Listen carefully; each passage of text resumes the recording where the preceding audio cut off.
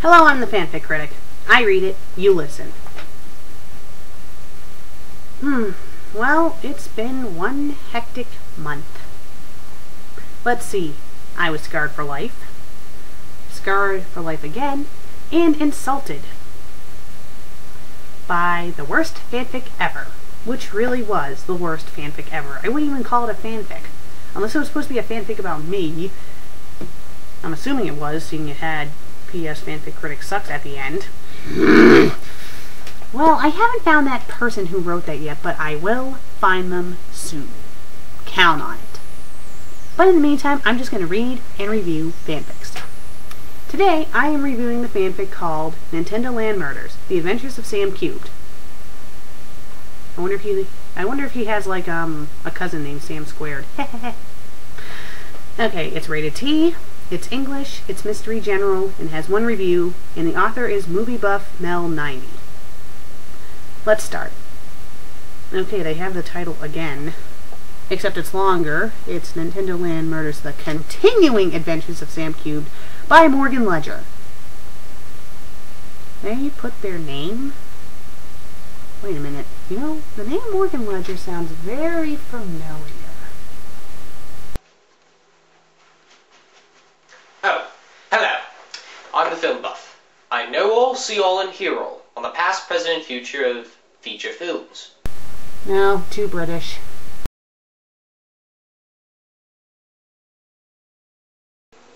Hello, and welcome to Vaulting, the show where we take a look at the interesting trivia and tidbits behind the favorite TV shows and movies you know and love.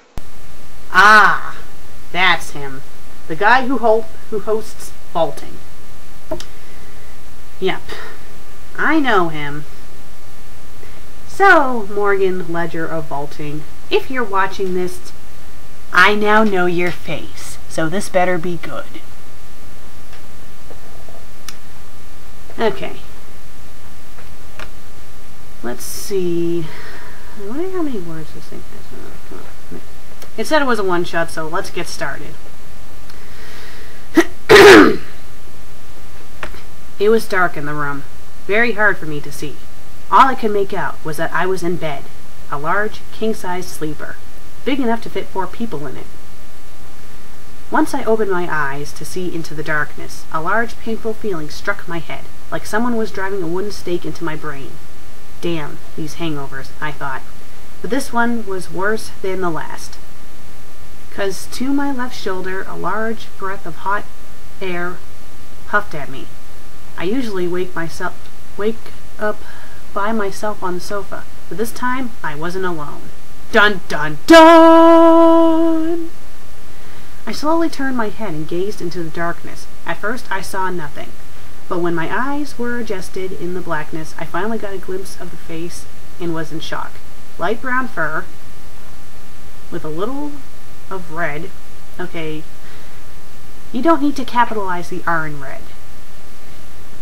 Over him, with some white here and there, ears perked up like a cat listening to its surroundings, and a tail that was long and bushy as ever. It was Fox, a partner in my work. Ooh, so you and Fox had a little fun, didn't you? He and I were friends since high school. After college, we went to investigation work. Then we got married and had kids.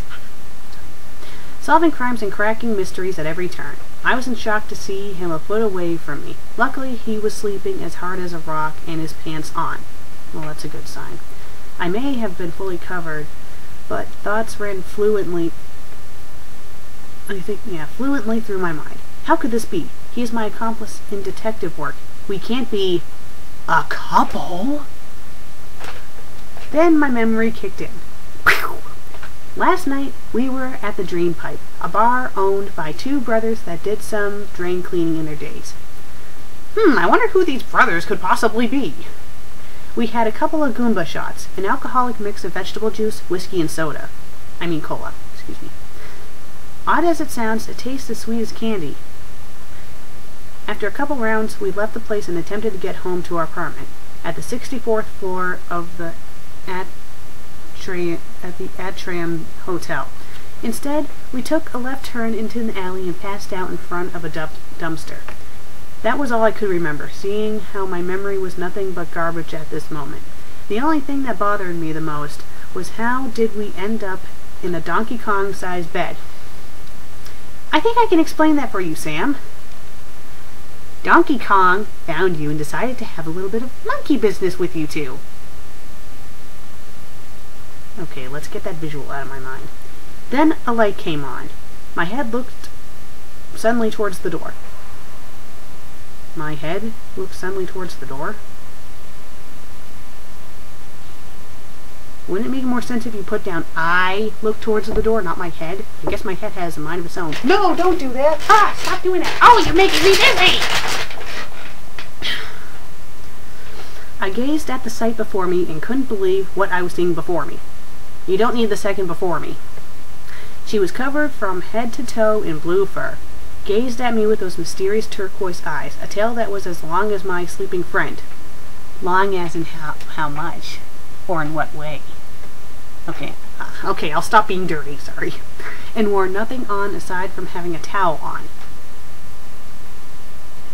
I hope I didn't wake you two up at a bad time, she said. I was taking a shower and I just wondered when you two would come to. You both slept for quite a while. It was 12:40. I've slept longer. Fox finally woke up and yawned. Is it morning already? He asked. More like midday, I responded. Wait a minute. If it's midday, then why would it be dark in the room? Well, maybe curtains. Curtains. Well, I must say, she said, it was quite a night we had, and I will truly never forget it. As she drew closer to us, I noticed something on her right hand. It was a ring.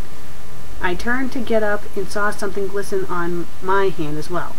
It was also a ring. I couldn't believe what I was seeing. I turned to show my friend, but it was too late. He had one perched on his hand as well. I was flabbergasted. So am I. Me and my friend were greatly intoxicated and had a three-way marriage. I didn't even think that was possible. As long as nothing happened between me and him, I would be fine. Yeah, 'cause that would be kind of awkward at work. She sat next to us, not surprised at our discovery at all. She said to the two of us, if you don't remember what happened, here's the recap. My name is Crystal and you were both with me, till death do us part. Well, that was blunt. And there's a line splitting it. I'm assuming that's the end of this section or chapter. Okay, let's continue. How could this have happened? I asked as me and my also stunned assistant sat about in my office, sipping coffee.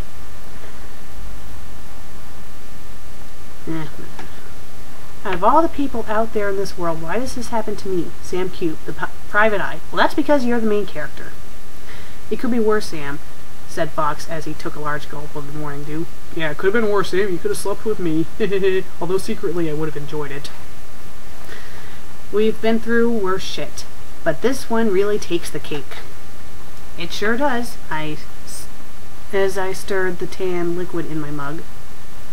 To think, you and me married to some broad that we don't know much about. At least she was kind enough to tell us what happened. I know, said my partner. We still have a headache from those shots. Crystal was indeed kind enough to shed some light on the subject. She said that she found us lying about near the dumpster and helped us on our feet. She added that when we got to our 2 legs. No, I assumed you had 8 legs. We said some nice things about her in a drunken fashion. I wish I had memory of what we both said because she claimed it was sweet.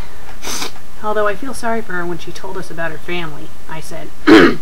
Imagine, her parents taken out one by one and then the only to survive that massacre.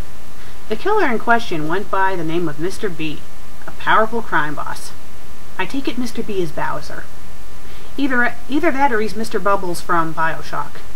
But seeing this is Nintendoland, I'm assuming it's Bowser. Apparently, they made a loan from him they couldn't pay back, so they ended up getting a visit in the form of an M16 and a lot of bloodshed. We felt bad for her, even when we were intoxicated. She then told us we carried her to a minister down the block, who could get a couple hitched for just 50 cents.